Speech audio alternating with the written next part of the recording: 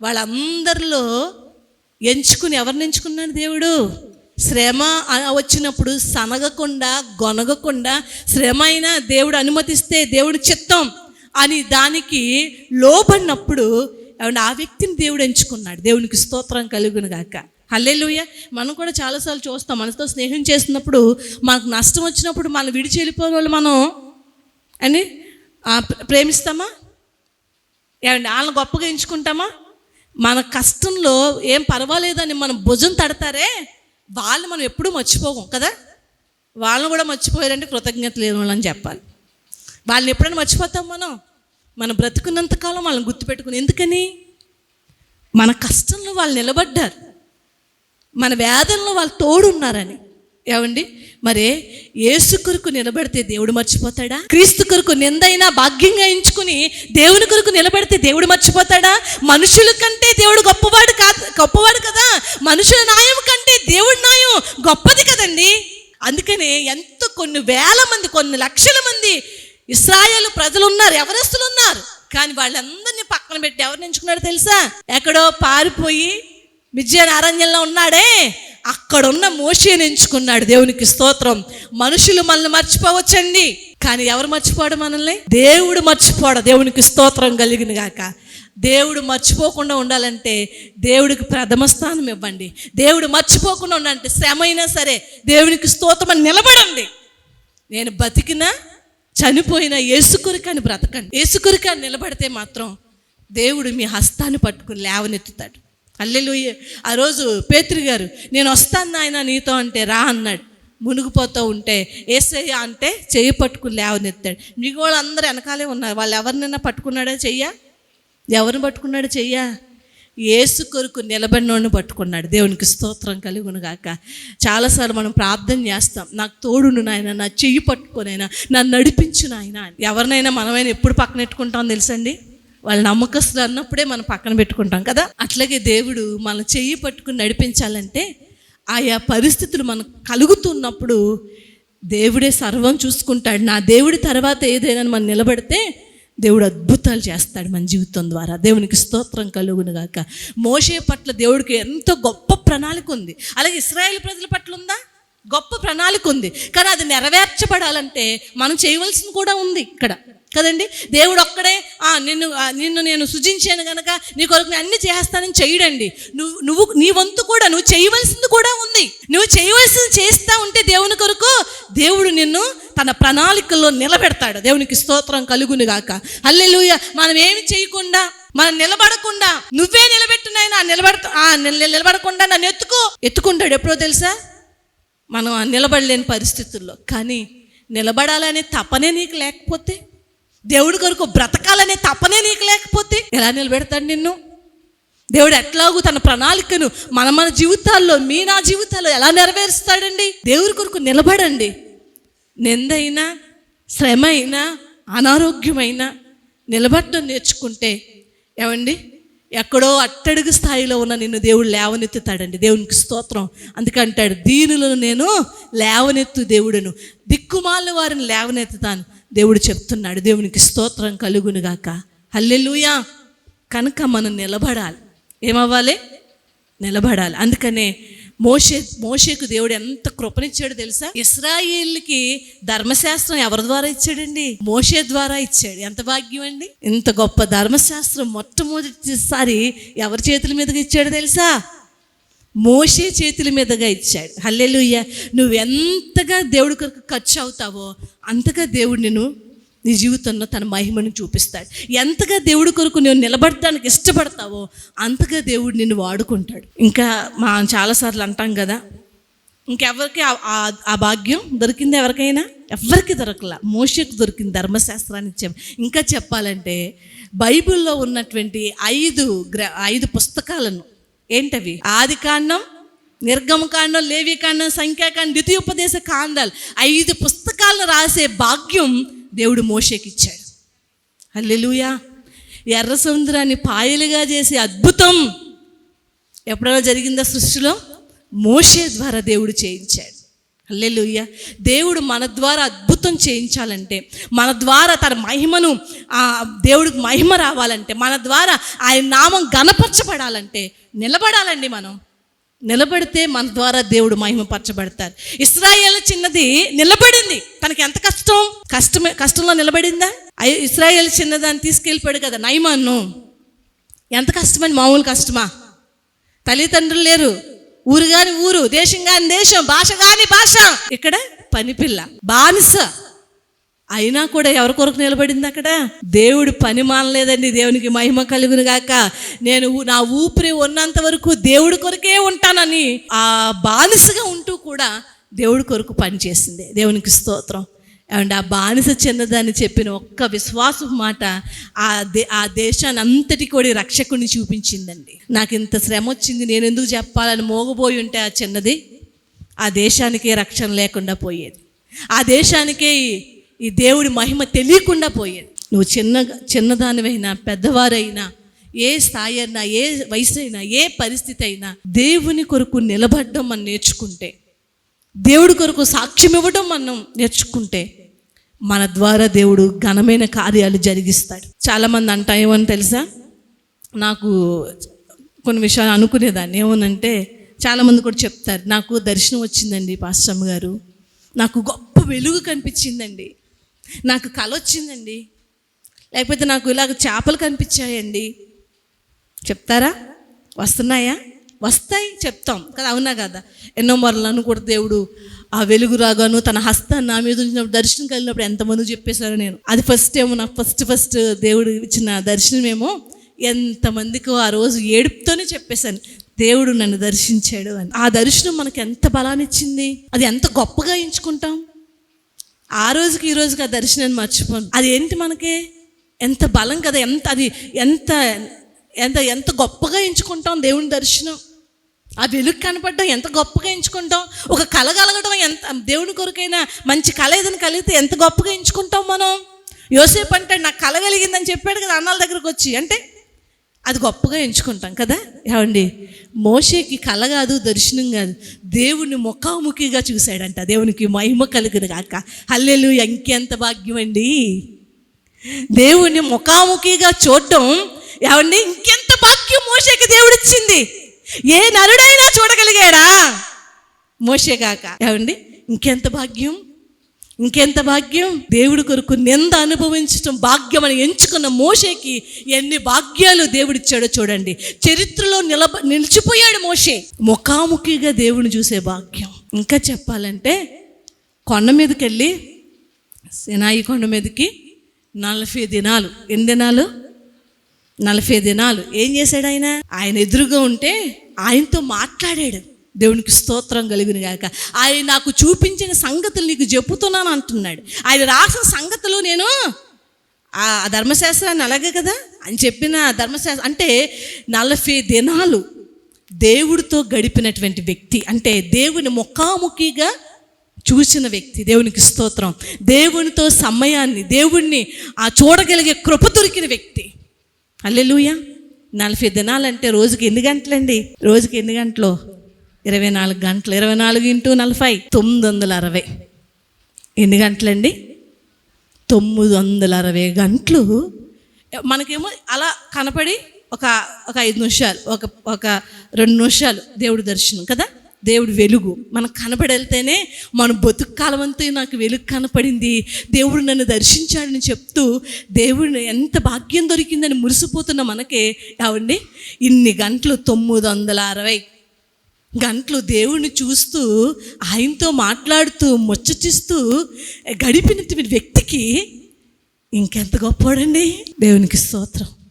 ఇంకెంత గొప్పోడు. 40 దినాలే గడిపారు అనుకుంటున్నారా మీరు? మళ్ళీ కిందకు వచ్చిన తర్వాత వీళ్ళు ఇశ్రాయేల్ సరిలేక పలకలు పగిలిపోయినాయి కదా, పగలగొట్టాడు. అందుకని మళ్ళీ ఏం చేశాడు? ప్రభువా నన్ను మన్నించున్నాయని అని మరొక 40 గంటలు వెళ్ళాడా? 40 + 40 ఎంత? 80 రోజులు. 80 రోజులు దేవునితో ముఖాముఖిగా గడిపిన అభిషిక్తుడు. ఆయన సేవకుడు మోషే. దేవునికి స్తోత్రం కలుగునుగాక. ఎంతమంది గడిపినా ఆయన ముఖాముఖిగా చూడలేం కదండి. ఎన్ని రోజులు గడిపి ఉండొచ్చు, గడిపాం, కానీ దర్శనంలోనో, కల్లోనో, వాక్ రూపంలోనో, వెలుగు రూపంలోనే తప్ప ముఖాముఖిగా ఆయన చూసి ఉండం మనం. కానీ మోషే దేవునితో గడుపుతూ ఆయన చూస్తూ ఎన్ని గంటలో తెలుసా? 1920 గంటలు దేవునితో గడిపాడు. హల్లెలూయా. దేవుణ్ణి ముఖాముఖిగా చూశాడు. ఎంత భాగ్యం! ఎందుకో తెలుసా? ఫరో కుమార్తె కుమారుడుగా ఉండకుండా ఇశ్రాయేలు ప్రజల్లో ఒక్కడుగా నేను ఉంటానని వచ్చాడే. అందుకని దేవుడు ఏం చేస్తాడో తెలుసా? ఇశ్రాయేలు ప్రజల్ని నడిపించి నాయకుడిగా నిలబెట్టాడు. హల్లెలూయా. అక్కడ ఉంటే ఎంతకాలం ఉండేవాడు నాయకుడిగా? ఐగుప్తులో ఉంటే ఎంతకాలం అండి? రాజు ఉంటే ఎంతకాలం? 20 సంవత్సరాలు, 30 సంవత్సరాలు, తర్వాత మళ్ళీ ఇంకొకరు వస్తారు కదా, కొంతకాలమే. కానీ మోషే నాయకత్వం బతికినంతకాలం నాయకుడయ్యాడు. 40 సంవత్సరాలు బ్రతికిన కాలం అంతా కూడా ఇశ్రాయేలుకి నాయకుడిగా దేవుడు ఏర్పాటు చేసుకుని నిలబెట్టాడు. ఇవన్నీ ఎందుకో తెలుసండి? శ్రమలో దేవుని కొరకు నిలబడ్డాడు. భాగ్యం, ఈ లోకంలో ఉన్న భాగ్యంగా ఎంచుకోక దేవుడితో గడపటం భాగ్యంగా ఎంచుకున్నాడు గనక, ఇదిగో ఐగుప్తు కుమారుడుగా భాగ్యం కాదన్నావు కదా, ఇదిగో నాతో గడుపు, నేను నీకు అంత గొప్ప భాగ్యాన్ని ఇస్తానని చెప్పి ఏదైతే మోషే ఆశపడ్డాడో, మోషే కోరుకున్నాడో, ఆ భాగ్యాన్ని దేవుడు మోషేకు అనుగ్రహించాడు. దేవుడు ఎంత గొప్పవాడు చూడండి. దేవుని కొరకు నిలబడితే మోషే అన్నాడని ఊహించుంటాడా? ఇశ్రాయేల్ నడిపించే నాయకుడిని నేను అవుతానని ఊహించాడా? ధర్మశాస్త్రం నా చేతుల ద్వారా ఇశ్రాయేలుకి నేను అందిస్తాను అనుకున్నాడా? దేవుడితో ఇన్ని 80 రోజులు 1920 గంటలు నేను దేవుడితో ముఖాముఖిగా గడుపుతాను, ఆయనతో నేను మాట్లాడుతాను, ఒక సన్నిహితుడిగా నేను ఉంటాను అనుకున్నాడా? అనుకోలేదండి. మోషే ఊహలో కూడా వచ్చి ఉండదు. మన ఊహ కంటే మన పట్ల దేవుడికున్న ఉద్దేశాలు గొప్పవి. మన ఊహలు ఏ పాటి అండి? మనకున్న సామర్థ్యాన్ని బట్టో, శక్తిని బట్టో ఆలోచిస్తాం, అంతేవరకే మన ఊహ. అయినా కానీ దేవుడు తలంపులు ఎంత గొప్పవో తెలుసా? ఆయన సామర్థ్యాన్ని బట్టి ఆయన తలంచుతూ ఉంటే ఎలా ఉంటుందండి? దాన్ని లెక్కెట్టగలమా? లెక్క పెట్టగలమా? అనుకుంటాం. ఎవరు చూస్తారులే, ఉపవాసపుని ప్రార్థన చేస్తే, కొద్ది గంటలు సంఘం కొరకు ప్రార్థన చేస్తే ఎవరు చూస్తారు? దేశం కొరకు ప్రార్థన చేస్తే ఎవరు ఏ బిరుదేమి ఇస్తారు మనకి? లేకపోతే మరొకరి కొరకు ప్రార్థన చేస్తే వాళ్ళు ఏమన్నా ప్రార్థన చేయమని అడిగారా? లేకపోతే ప్రార్థన చేస్తే నాకేమొస్తుంది అనుకుని లెక్కలు వేసుకున్న వాళ్ళు నష్టపోతారు. నీ ప్రార్థన వినివాడు దేవుడు. నువ్వు చేసిన భక్తికి ప్రతిఫలం ఇచ్చేవాడు కూడా దేవుడే. దేవుడు ఎంత గొప్పవాడో చూడండి. అందుకనే మోషే గురించి దేవుడు అంటాడో చోట, మోషే నా ఇల్లంతట్లో నమ్మకస్తుడు అంటాడు. ఏంటంట? మోషే నమ్మకస్తుడు. ఎవరిస్తున్నారండి సాక్ష్యం? దేవుడే ఇస్తున్న. మరొక చోట అంటాడు, ఏమని తెలుసా? స్వాత్వికుడు. భూలోకంలో మోషే అంత స్వాత్వికుడు లేడని దేవుడే సాక్ష్యం ఇచ్చాడు. హల్లెలూయా. అంటే మహోన్నతుని నోట నుండి సాక్ష్యాన్ని పొందినటువంటి ఘనుడు మోషే. ఎవరో చూస్తారు కాదు, దేవుడు చూస్తున్నాడని ఆశతో చెయ్యండి ఏం చేస్తున్నాం. మనుషులు చూస్తున్నారని పైన చేయకండి. ఏది కూడా మనుషులు మెప్పు కొరకు ఏది చేయకండి. దేవుని మెప్పు కొరకు చెయ్యండి. దేవుడు చూస్తున్నాడని భయంతో చెయ్యండి. ఆ ప్రతిఫలం ఇచ్చేది దేవుడే. ఇంకొక మాటలో చెప్పాలంటే, మోషే జీవితంలో ఒక మాటలో చెప్పాలంటే, దేవుడు మోషే ఒక ఇంట్లో ఉన్నట్టున్నారండి. హల్లెలూయా. ఎంత సన్నిహితంగా ఉన్నాడు ఒక మాటలో మనకు అర్థమయ్యేలా చెప్పాలంటే, ఒక ఇంట్లో ఇద్దరు ఉంటే ఎంత సన్నిహితంగా ఉంటారో అంత సన్నిహితుడుగా, అంత సమీపస్తుడుగా మోషే దేవుడు మోషేతో గడిపాడండి. హల్లెలూయా. హల్లెలూయా. ఎంత భాగ్యం అండి. తన ప్రజలతో నింద అనుభవించడం మేలని మోషే నిలబడితే దేవుడిచ్చిన భాగ్యం ఎంత గొప్పదండి. దేవుడిచ్చిన భాగ్యం ఎంత గొప్పదండి. దేవుడిచ్చిన ధన్యత ఎంత గొప్పదండి. సరిపోదా ఇది జీవితానికి? అందుకని మన ముందున్నటువంటి భక్తుల్ని ఇందాక అందుకే చెప్పాను, మన ముందున్న భక్తుల యొక్క జీవితాన్ని మనం చూస్తే, భక్తుల యొక్క చరిత్ర మనం చూస్తే, వాళ్ళు ఎంత శ్రేష్ఠులో, వాళ్ళు కనుక మన రోల్ మోడల్గా పెట్టుకుంటే, నేను అలాగే ఉండాలి, నేను అలాగూ ప్రార్థన చేయాలి, నేను అలాగూ నిలబడాలి, అలాగూ బ్రతకాలి అని ఒక రోల్ మోడల్ని మీరు పెట్టుకుంటే కనుక మీ ముందున్నటువంటి ఈ కొంత గొప్ప సాక్షి సమూహం ఉంది, ఎవరైనా సరే ఎవరి జీవితం తీసుకుని మీరు పెట్టుకుని అలాగే నేను బ్రతకాలని కనుక మీరు నిర్ణయం తీసుకుంటే అవండి మీ ద్వారా దేవుడు గొప్ప అద్భుతాలు చేయిస్తాడు. దేవుని కొరకు నిలబెడతానంటే ఒక ఆయన అంటాడు, గొప్ప సేవకుడు అన్నాడు, 100 మంది యవనస్తులు నిజాయితీ కలిగి దేవుని కొరకు నిలబెడితేనంట భూలోకాన్ని తలకిందులు చేస్తానన్నాడు. దేవునికి స్తోత్రం కలుగును గాక. అంటే ఏమవుతున్నామంటే మన కొరకే మనం నిలబడుతున్నాము కానీ దేవుని మహిమార్థమే నిలబడడానికి ఇష్టపడలేని అర్థం. దేవుడి మహిమార్థమే నిలబడి చూడండి. గత నెలలో చెప్పుకున్నట్లు యోసేపు నిలబడినట్లుగా నిలబడి చూడండి, మోషే నిలబడినట్లుగా నిలబడి చూడండి. మీ పరిశుద్ధత విషయంలోను, మీ యథార్థత విషయంలోను, మీ నమ్మకత్వం విషయంలోను శ్రమ వచ్చిన భాగ్యమని ఎంచుకుని నిలబడి చూడండి. దేవుడు మిమ్మల్ని కింద నడవనివ్వడండి, తన భుజాల మీద ఎత్తుకుని మోస్తాడు. దేవునికి స్తోత్రం కలుగును గాక. హల్లెలూయా. ఎక్కడ నడవనివ్వడా? కింద నడవనివ్వడు. ఎక్కడ ఎక్కించుకుంటాడు ఆయన? భుజాల మీద. ఎంతవరకు తెలుసా? ముదివు వయసులో కూడా నిన్ను ఎత్తుకుని వాడు నేనే అని వాగ్దానం చేశాడండి. ఈ వాగ్దాన కర్త అయిన దేవుడు. దేవునికి స్తోత్రం కలుగును గాక. హల్లెలూయా. ఎత్తుకుంటే చండిపెట్టలు ఎత్తుకుంటాం మనం కదా, ముసలిని ఎత్తుకుంటామా?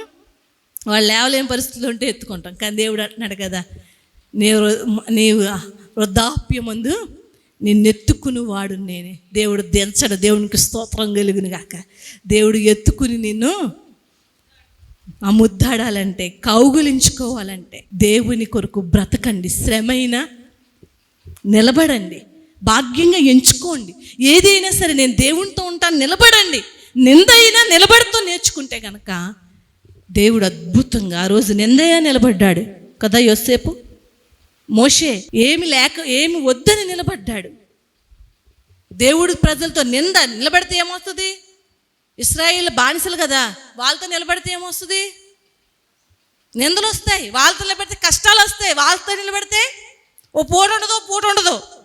అయినా కూడా ఏమన్నాడు? నేను తన దేవుని ప్రజలతోనే ఇశ్రాయేల్తోనే నిలబడతాను. నేను అదే నాకు మేలు. ఏది మనం మేలుగా ఎంచుకుంటున్నాం? మన శ్రమ అనుభవం గుండా వెళితే ఆ శ్రమ అనుభవం ఎంతమందిని బలపరుస్తుందో తెలుసండి. దేవునికి మహిమ కలిగిన గాక. అందుకని మన ముందున్న భక్తులు శ్రేష్ఠులు. వారిని మీరు రోల్ మోడల్స్గా పెట్టుకుని మీరు ముందుకు సాగితే అద్భుతాలు దేవుడు మీ ద్వారా జరిగిస్తాడు. దేవునికి స్తోత్రం. అపోస్తలుడైన పౌలు కొరింథీ 2వ పత్రిక 4వ అధ్యాయం 16 నుంచి 18 వచ్చిన చదవండి అమ్మా. మేము అధైర్యపడము, మా బాహ్య పురుషుడు కృషించుచున్నను, ఆంతర్య పురుషుడు దినదినము నూతన పరచబడుచున్నాడు. చాలండి. ఇక్కడ ఏమంటున్నాడు? అపోస్తలుడైన పౌలు అంటాడు, మా బాహ్య పురుషుడు అంటే ఈ శరీరం ఏమవుతుంది? వయసు లేకొద్ది కృషించుచున్నను, మా అంతరంగ పురుషుడు దినదినం ఏం పొందుకుంటున్నాడంట? నూతన బలాన్ని పొందుకుంటున్నాడు. దేవునికి స్తోత్రం కలుగును గాక. హల్లెలూయా. ఈ మాట ఎందుకు చెప్పాడో తెలుసా? ఎంతగా ఆయన బలాన్ని పొందుకున్నాడంటే ఆయన అంటాడు, చాలాసార్లు రక్షణ పొందిన తర్వాత రక్షణ పొందుకుంటూ వచ్చిన కొంతమందిలో చూస్తున్నప్పుడు కొంతమంది అంటారు రక్షణ పొందిన తర్వాత కొంతమంది ఆలోచన ఏంటంటే దీవించబడటానికి రక్షణ అనుకుంటాం. ఏమంటే ఆశీర్వదించబడడానికి రక్షణ అంటారు కదా. మంచిదే, కొన్నిసార్లు దీవిస్తాడు, కొన్నిసార్లు ఆశీర్వదిస్తాడు, కొన్నిసార్లు శ్రమల గుండా కూడా ఏదైనా జీవితంలో అన్ని రకాలు ఎప్పుడు ఉంటానే ఉంటాయి. దేవునికి స్తోత్రం కలుగును గాక. హల్లెలూయా. అయితే అపోస్తలుడైన పౌలు గారిని దేవుడు దమస్కు మార్గంలో దర్శించాడు కదా. దర్శించాడా? సౌలా నన్ను ఎలా హింసిస్తాను అపోస్తలుల కార్యంలో మనకు కనబడద్దు కదా. 9వ అధ్యాయంలో 3 నుంచి 8 వచనాల్లో దేవుడు దర్శించాడు. దర్శించిన తర్వాత దేవుని కొరకు నిలబడ్డం మొదలుపెట్టిన అపోస్తలుడైన పౌలు చోట అంటాడు కదా. ఏమంటాడు తెలుసా? ఫిలిప్పీ పత్రిక 3వ అధ్యాయం 11వ వచనంలో ఉంటుంది. ఏమంటారంటే అపోస్తలుడైన పౌలు అంటాడు, నేను సమస్తాన్ని పెంటగా ఎంచుకుంటున్నాను అంటే అన్నాడా? ఏంటి పెంటగా ఎంచుకున్నాడు? క్రీస్తును సంపాదించుకుని ధర్మశాస్త్రము మూలమైన నా నీతిని గాక క్రీస్తునందలి విశ్వాసము వలనైన నీతి అనగా విశ్వాసమును బట్టి దేవుడు అనుగ్రహించు నీతి గలవాడునై ఆయన యందు అగపడు నిమిత్తము ఏ విధము చేతనైనను మృతులలో నుండి నాకు పునరుత్థానము కలగవలెనని ఆయన మరణ విషయములో సమాన అనుభవము గలవాడునై ఆయనను ఆయన పునరుత్థాన బలమును ఎరుగు నిమిత్తము ఆయన శ్రమలలో పాలివాడునగుటకు ఎట్టిదో ఎరుగు నిమిత్తము సమస్తమును నష్టపరుచుకుని వాటిని పెంటతో సమానముగా ఎంచుకొనుచున్నాను. దేవునికి మహిమ కలుగును గాక. ఏంటండి అపోస్తలుడైన పౌలు గారు ఆశ ఏంటి? ఇందాక మోషే గారు అన్నట్లుగా నేను పైన వాటిని చూస్తున్నాను, కింద వాటిని కాదు. ఏటిని? నేను పై వాటిని చూస్తూ ఉన్నాను కనుక నేను పునరుద్ధానుడై దేవుడు శ్రమల్లో సమానుభావం కలిగిన వాడినై ఆయనతో పాటు నేను ఉన్నట్లుగా ఈ లోకంలో నాకున్న వాటిని ఎలా ఎంచుకున్నాడంట? పెంటగా ఎంచుకున్నాడంట. తక్కువ ఉందనుకున్నారా? అపోస్తలుడైన పౌలు గారికి టార్స్ యూనివర్సిటీలో, గొప్ప యూనివర్సిటీ, ఆ రోజు పేరుగాంచిన యూనివర్సిటీ, దాంట్లో చదివాడు. గమానియేలని ఆ రోజు ఆ గురువు గారి దగ్గర చదవాలంటే చాలా ఎవరికోగానే అవకాశం ఉండేది కాదు. ఆ గమానియేలు గురువు దగ్గర విద్యను అభ్యసించాడు. ఏమండి, ఎన్నో భాషలు నేర్చుకున్నాడు. గొప్ప పండితుడు. అంతేగా రోమా పౌరసత్వం కలిగిన వాడు. ఒకప్పుడు కొంతమంది చెప్పేవారు కదా, ఇప్పుడైతే కొంచెం ఇదైంది. అప్పట్లో అనేవారు, నా చిన్నప్పుడు అనేవారు అమెరికా పౌరసత్వం వచ్చింది మా అబ్బాయికి అనేవారు. అంటే అది గొప్ప.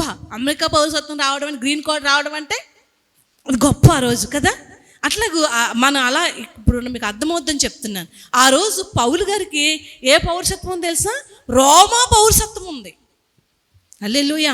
ఆయనకున్నటువంటి ఇవన్నీ చాలా విలువైనవి. అయినా ఏమన్నాడు తెలుసా? నేను యేసు బలాన్ని పొందుకుని, ఆయన పునరుద్ధానం శక్తిని పొందుకుని ఆయనతో పాటు తిరిగి లేచి నిమిత్తం ఇవన్నీ నేను నష్టంగాను పెంటగాను ఎంచుకుంటున్నాను. ఇవేవి కూడా నన్ను పరలోకానికి చేర్చు, ఆయన పునరుద్ధాన బలంలోకి ఇవేవి కావు కదా. వీటన్నిటికంటే నాకు ముఖ్యమేంటి? యేసుతో నేను ఉండడమే నాకు ముఖ్యం. యేసు బలమే నాకు ముఖ్యం. యేసే నాకు ప్రథముడు. ఇవన్నీ నెక్స్ట్. దేవునికి స్తోత్రం. అందుకనే అపోస్తలుడైన పౌలు గారు ఏమండి 3 మిషనరీ ప్రయాణాలు చేశాడు. ఎన్నో గొప్ప గొప్ప సంఘాలను కట్టాడు. అంతేకాకుండా ఎంతోమంది శిష్యులను తయారు చేశాడు. ఇంకా చెప్పాలంటే పౌలు గారు మొహం తుడుచుకుని కింద పాడేసిన కచ్చిపు జోర్నిమల ద్వారా అనే రోగులు బాగుపడేవారండి. దేవునికి స్తోత్రం. అంటే పౌలు గారు అంత దేంతో నింపబడిపోయారు తెలుసా? పైనున్న వాటి దేవుని మహిమా ప్రభావంతో, మహిమతో నింపబడిపోయాడు. దేవునికి స్తోత్రం కలుగును గాక. ఆయన తుడుచుకుని పాడేసిన కచ్చిపు ఎవరైనా ముట్టుకుంటే స్వస్థ కలిగేదంటండి. దేవునికి మహిమ కలిగిన గాక. ఎంతగా దేవుని ప్రభావంతో, ఎందుకో తెలుసా? అంత ప్రభావం ఎందుకో తెలుసండి? దేవుని కొరకు, దేవుని పునరుద్ధాన బలం కొరకు, ఆయన ఆత్మశక్తి కొరకు, ఆయన మహిమ కొరకు నేను సమస్తాన్ని కలిగిన సమస్తాన్ని నష్టంగాను పెంటగాను ఎంచుకుంటున్నాను. దేవుని పాదాల దగ్గరకు వచ్చినప్పుడు అవి ఉంది, ఇది ఉంది, అది ఉంది అని చెప్పి వచ్చామనుకోండి, మన ప్రార్థన ఆమోదం పొందదో, దేవుని ఆమోదం అవన్నీ కాదు. వాటన్నిటికంటే నాకు అవేవి కూడా నన్ను పరలోకం తీసుకెళ్ళు. అవేవి కూడా దేవుని బలంతో, దేవుని మహిమతో, దేవుని ప్రభావంతో నన్ను నింపలేవు అని మన రిక్తునిగా ఎంచుకుని దేవుని పాదాల దగ్గరికి వచ్చామనుకోండి, దేవుని మహిమతో నింపు పంపిస్తాయి. దేవుడి దగ్గరికి ఎలా వచ్చినప్పుడు ఎలా రావాలి?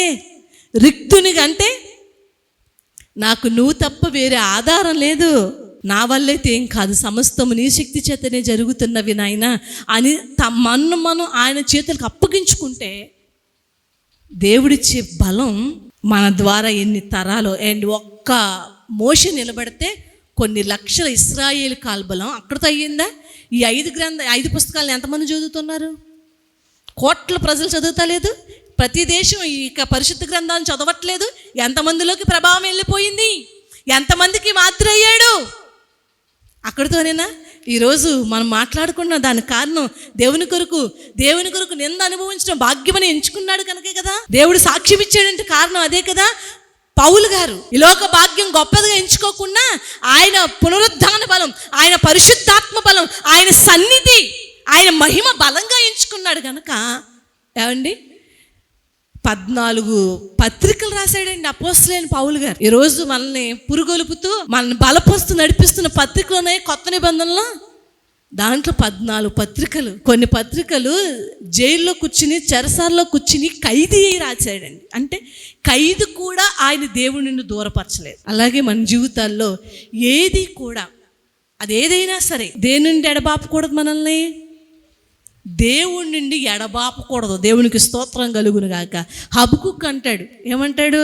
నేను చాలాసార్లు దాన్ని నేను గుర్తుపెట్టుకుంటాను, ఎక్కువ మనసుకు తెచ్చుకుంటాను, ఎందుకంటే అది నాకు చాలా బలం ఇస్తుంది. ఏంటండి అది? అంజూరపు చెట్లు పుయ్యకుండాను, దానిమ్మ చెట్లు ఫలింపకుండాను, ఒలీవ చెట్లు కాపు లేక ఉండిన, ఒలీవ చెట్లు కాపు లేక ఉండినను, చేనులోని పైరు పంటకు రాకపోయి, చేనులోని పైరు పంటకు రాకపోయినను, గొర్రెలు దొడ్డిలో లేకపోయినను, సాలలో పశువులు లేకపోయినను, నేను యెహోవా యందు ఆనందించెదను. దేవునికి స్తోత్రం కలుగును గాక. హల్లెలూయా. ఇటువంటి భక్తి ఉందే, ఇది దేవుడు మన నుండి కోరుకుంటున్నాడు. దేవునికి స్తోత్రం కలుగును గాక. ఎన్ని ఉన్నాయండి?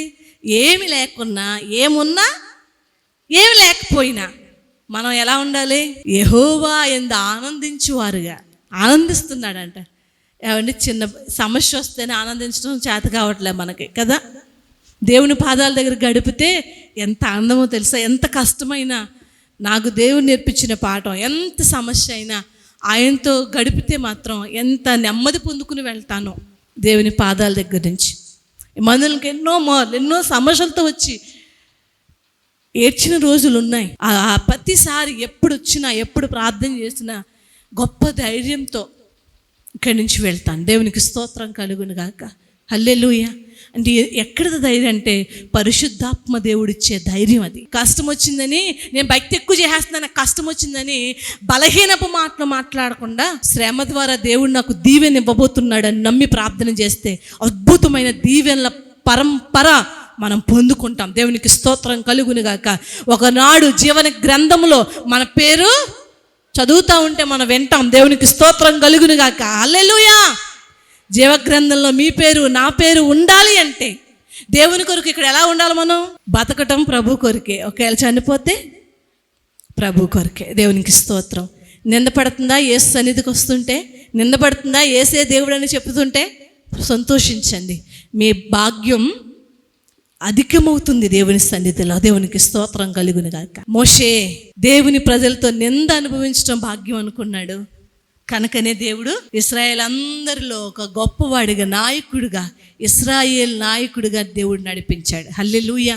నువ్వు ఎంతగా బలపడితే అంతగా దేవుడు నిన్ను హెచ్చిస్తాడు. ఎంతగా దేవుని కొరకు, ఎవరున్నా ఎవరు లేకపోయినా యేసు కొరకు నీ పరిశుద్ధతను కాపాడుకుంటే, మీ నీతిని కాపాడుకుని మీరు బ్రతకటం నేర్చుకుంటే దేవుడు మీ ద్వారా తన మహిమను వెల్లడి చేస్తాడు. అట్టి కృపను, అట్టి భాగ్యాన్ని దేవుడు మనందరికీ అనుగ్రహించునుగాక. ప్రార్థన చేసుకుందాం. మహిమ స్వరూపుడు వగు దేవా, నీకు వందనాలను చెల్లిస్తున్నాం. ఇదిగో నాయనా, ఎంతో గొప్ప భక్తులైన వారిని, శ్రేష్టమైన భక్తి చేసిన వారిని మా కళ్ళ ముందుకు తీసుకొచ్చావు తండ్రి. అవును నాయనా, మేము భక్తి చేస్తే ఏముందిలే అనుకున్న సందర్భాలు చాలా ఉండుంటాయి. ఎవరో హేళన చేస్తున్నారు, మందిరానికి బైబిల్ పట్టుకెళ్తున్నావా అంటే బైబిల్ తేకుండా వచ్చారో అని ఉన్నారేమో ఇక్కడ ఈరోజు. కానీ దేవుని కొరకు నిందైనా భాగ్యంగా ఎంచుకుని రండి. దేవుడు మిమ్మల్ని గొప్పగా నిలబెడతాడు. దేవునికి స్తోత్రం. దేవుని రాజ్యంలో గొప్ప స్థానాన్ని మీకు ఇస్తాడు. దేవుని మహిమ కొరకు మిమ్మల్ని వాడుకుంటాడు. మీ పట్ల ఉన్న దేవుని ప్రణాళిక నెరవేర్చబడుతుంది అని మరొకసారి మాతో తేట తెల్లంగాను తెలియచేసినందుకు నీకు నిండు వందనాలు చెల్లిస్తూ ఉన్నాను తండ్రి. అవునయ్యా, నడబడవలసిన పరిస్థితులు వచ్చినప్పుడు నిలబడడం మాకు నేర్పించండి నాయన. శ్రమ దీవెనగా ఎంచుకోవటం, శ్రమ భాగ్యంగా ఎంచుకోవటం, శ్రమ ఆశీర్వాదంగా ఎంచుకోవడం మాకు నేర్పించు నాయన. అట్టి కృప, అట్టి భాగ్యం. నేను ఏ స్థితిలో ఉన్నాను? సంపన్న స్థితిలో ఉన్నాను, దీన స్థితిలో ఉన్నాను, ఏ స్థితిలో ఉన్నాను నాయన, నేను గణపరిచే వారు మమ్మల్ని అందరినీ బలపరచమని, ఈ ప్రోగ్రాం వీక్షిస్తున్న వారిని, ఆరాధనలో పాల్గొన్న ప్రతి ఒక్కరిని కూడా మరింత ఆత్మశక్తితో నింపి వాడుకొని కొరకు నిలబెట్టమని యేసు నామములో వేడుకొని ప్రార్థిస్తున్నాం తండ్రి. ఆమేన్.